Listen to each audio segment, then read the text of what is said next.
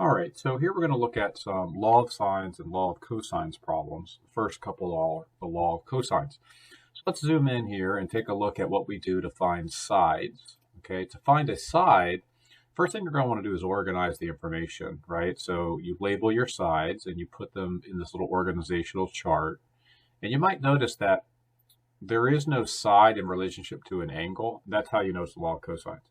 If you saw an angle across from a side, you could do that key ratio thing for the law of sines, and you could just do that. So this one doesn't have one of those, so we're just going to start with the missing side, which is C. And of course, this is the formula you're given, but you have to modify it. So C would be a squared plus b squared minus 2 times AB. These always match, A and B, alphabetical order, and then times cosine of the angle given. So I went ahead and filled all that in. And you just got to be careful, because if you were to type this in, well, you get an answer that's just way too big. Like, see, I typed this in and I got 309.981. Look at the other measurements. They're 4 and 6. And the reason is because the law of cosines actually has a square root to find the actual answer. So it's easier to remember this way, but the actual way you type it in is you actually have to take this and put it inside of a square root. That's an answer that makes sense in relationship to the other numbers. All right, the law of cosines for an angle is very similar. So notice in this problem, what I have is I labeled the triangle and I found all my sides. So I have all sides. And so what I'm going to do is I'm going to write down the equation. It is the side that you want across from the angle you are looking for. So if this is A, this is A. If this would be B, this would be B. If this would be C, this would be C. Subtract off the other two sides squared and divide by negative twice their product. Keeping in mind that this letter is directly below it here and here. So if I were to do B, it would be A and C both in these two locations. I type the whole thing in, okay, and I have a similar issue. Okay, and that issue is, again, I get an answer if I type this in. It doesn't make a lot of sense. Always double check to make sure that this number and this number are below each other and you didn't accidentally put the first number in the denominator. That's the first thing you want to check. The problem here is, right, this is saying cosine of A is equal to this. So I have to remember my algebraic part of my trig, and I have to inverse cosine on both sides to get the actual angle. So I actually type in this.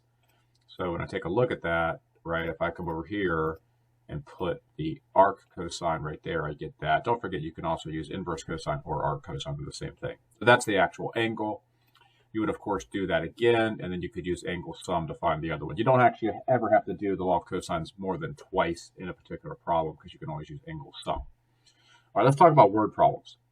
So the word problems are, for some reason, that the students get particularly a little bit, I don't know, they have a little bit of challenge setting these up. So if you had challenge setting these up, please don't get too frustrated by that. That is normal the first time you see it.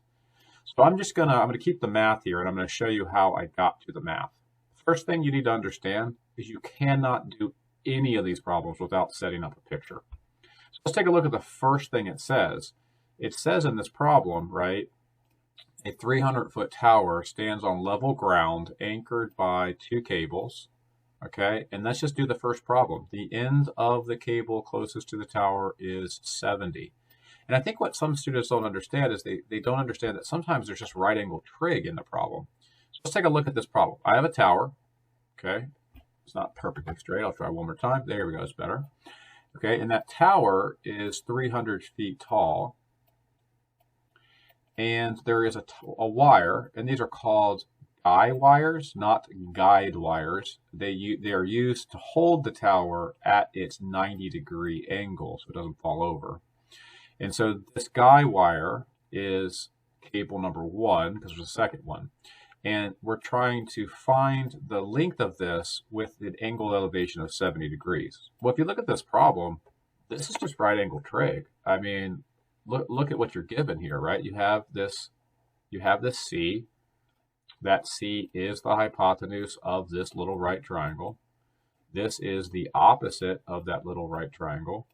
So I'm just going to do, what is opposite of hypotenuse? That's sine. So I do sine of 70 is 300 over C1. I solve for C1 by multiplying by C1 on both sides and then divided by 70. I type this into my calculator and I get 319. So now I know, before I even draw the next part of the triangle, I now know that this is 319 0.253 feet. Now let's draw the second cable and see if it makes more sense. So here's my second cable, okay, and the second cable is 100 feet away from the first cable. We'll call this C2. And you look at it and you're like, okay, well now I have a side and a side, I need an angle. Well, the angle is found using these linear pairs. You might remember that term from geometry. A linear pair is if something is on a line, the other one is supplementary to the given one. So now I'm pretty much ready to use the law of cosines, right? C squared would equal the two sides squared. Don't forget to add them. That's a common mistake right there. Make sure you add those. So 100 squared plus 319.253 squared, then minus 2 times those two things product, and then cosine of the given angle. Okay, you're just going to type that in, and then you're going to take the square root. Don't forget to take the square root, or else your answer will not make sense. The answer should be close to 300 and something. It should not be 133,000. Okay? All right, let's look at the next one. So the next one is a problem that has to do with the compass. Okay, so let's talk about how I got that to be 63 degrees. Okay, let's just start again. Let's start simple, okay, and don't freak out about it, and just see how much of it can you do. Now, you might want to pause the video and see how much you can do on your own, and then watch the video to fill in the missing pieces. Okay, so step number 1 is to draw a compass. Never eat sour watermelons, or never eat soggy waffles, or whatever you remember as a kid. The problem says that the center of the problem is at DC, and the boat, again, it says right here, the powerboat is traveling 5 miles due west. So due west is right here, and this length, keep in mind that this is a distance, this is 5 miles. Okay, and then the boat changes directions, basically going this way. Okay, the question is, what is this angle? And I really advise to draw a picture of that. So one of the things we need to understand about a compass, I'm going to do that over here, is that a compass, north, east, south, and west, are separated by a 90-degree angle. And each of the intermeasurements, right, they're angle bisectors. So this northeast is an angle bisector of 90 degrees, making it 45 degrees here, but also 45 degrees here. Why is that important? Because this measurement here, this thing, this north of northeast thing, is now going to tell me what to do down here. So I come over here and I put this in here. North of northeast would be to go north of northeast, go above northeast, right? North of northeast. And it told me that was 18 degrees. So what is the actual boat doing? It's sweeping through 45 and then 18 degrees beyond it. I basically add these. So this is 63. So once you realize that these cardinal directions are simply add this number or subtract it, you don't know though until you draw the picture. Do not assume you know without drawing it. And once you do that, it's pretty easy to determine, what that is. Draw the picture and it'll make more sense. So this boat travels 12 miles. And then the final question is, how far is it from DC? So, the word problems, the majority of the work is setting it up.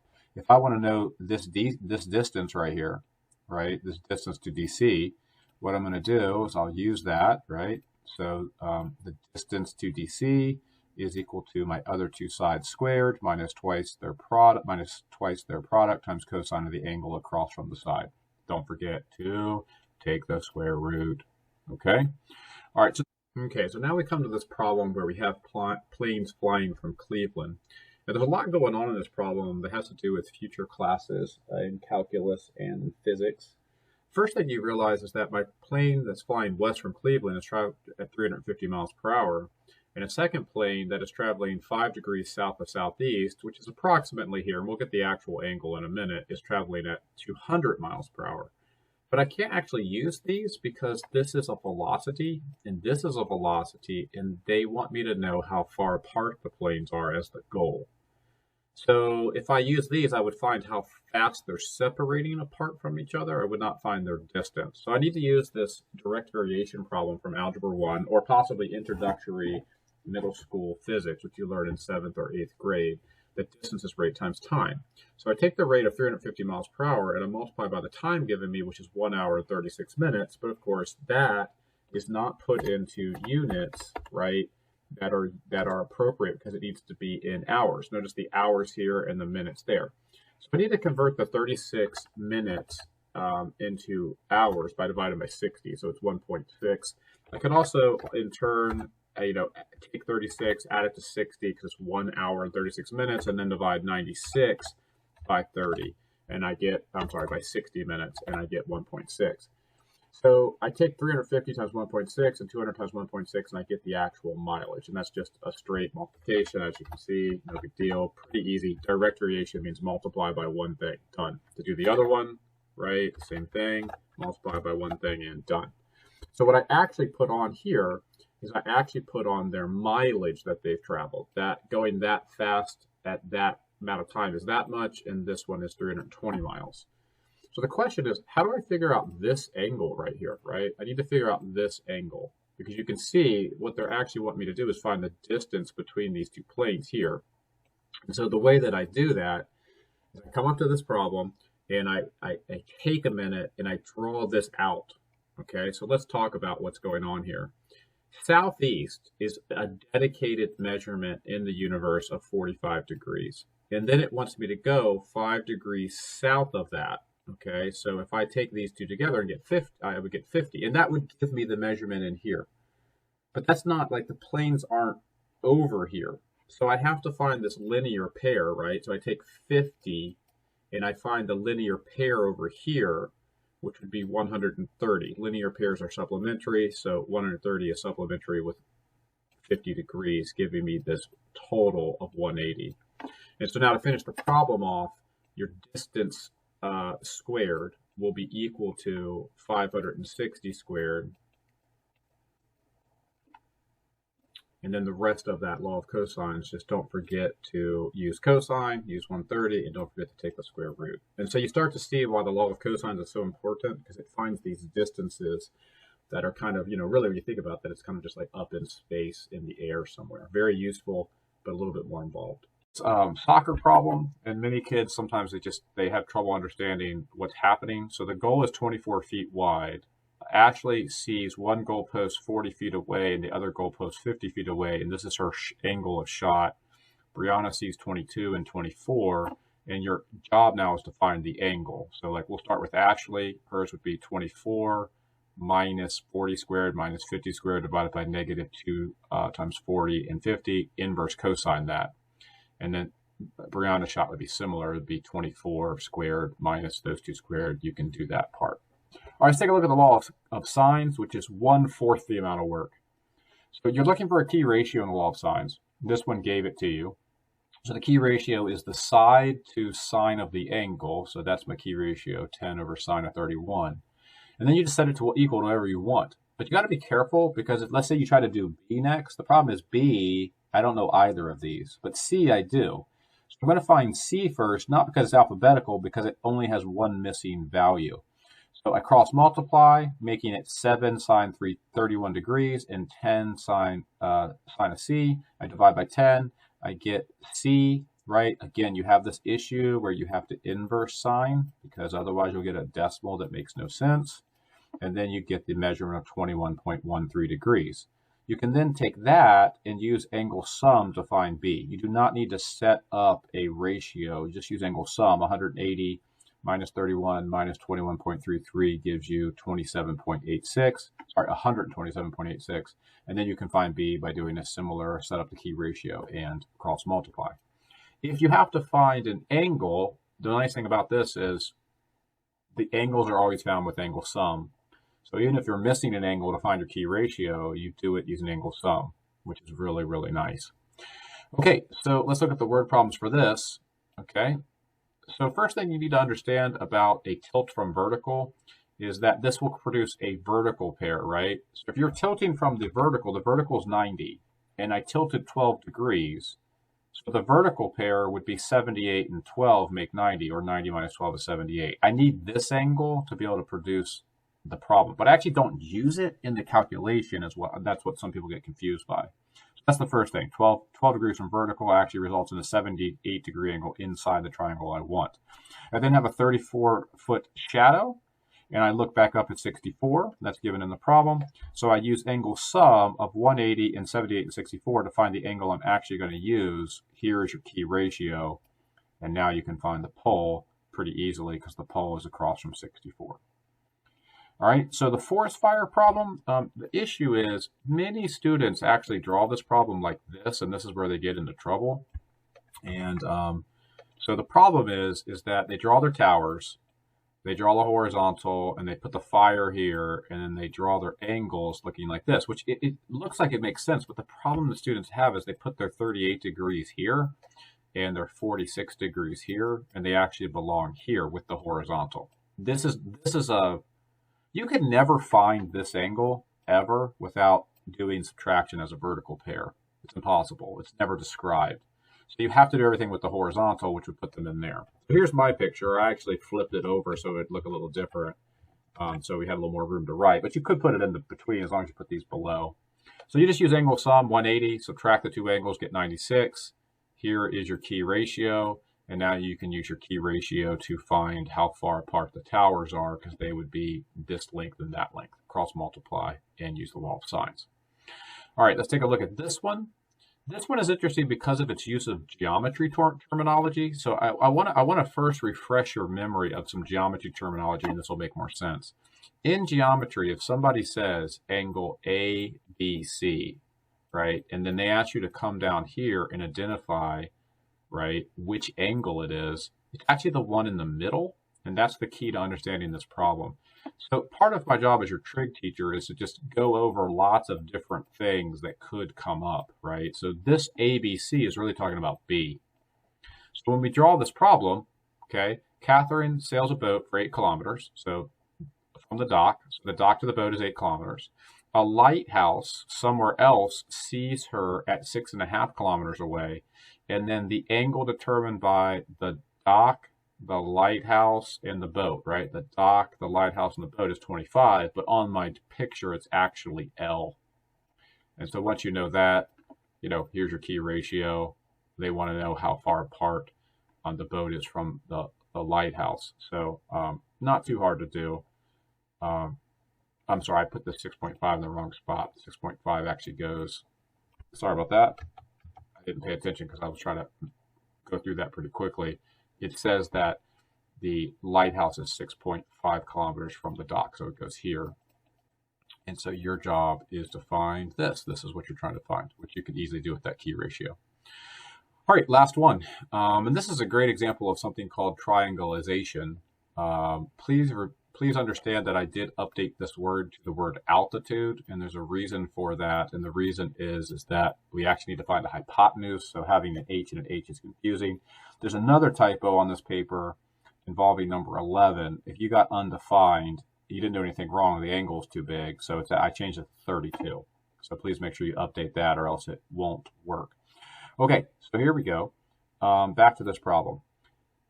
So Kevin and Roberto, they are 3 miles apart. That part's pretty easy to do. And they see a plane, maybe right here, they see a plane. And Kevin, who is here, sees that plane at a 65 degree angle from the horizontal. And Roberto sees the same plane 3 miles away at a 35 degree angle from the horizontal. Notice that everything is along the x-axis in trigonometry. Nothing is along the y-axis, unless it says from vertical, because vertical axis is the y-axis. And the question now is, what is this altitude? Right, that's the question. Okay, keep in mind that the definition of an altitude is to make a 90 degree angle. So look at what you're given here, right? You're given altitude.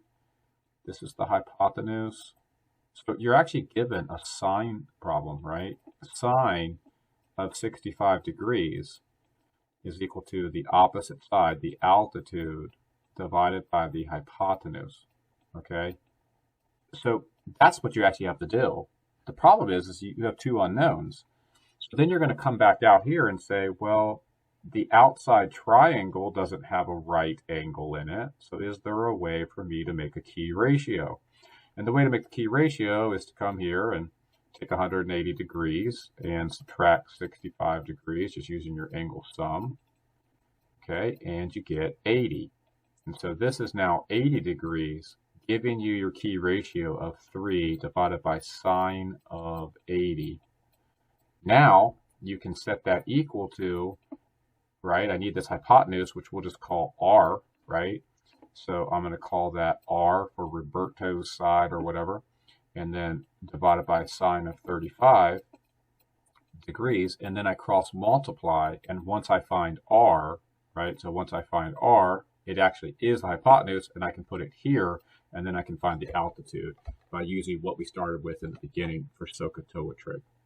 Well, I hope this is a good video for you. Please remember my advice. Watch the video, get a blank piece of paper out, put the video away, try to set it up, and then watch the video again if you're stuck trying to draw it on your own. Okay? All right. Please take that advice. That's the way to learn it.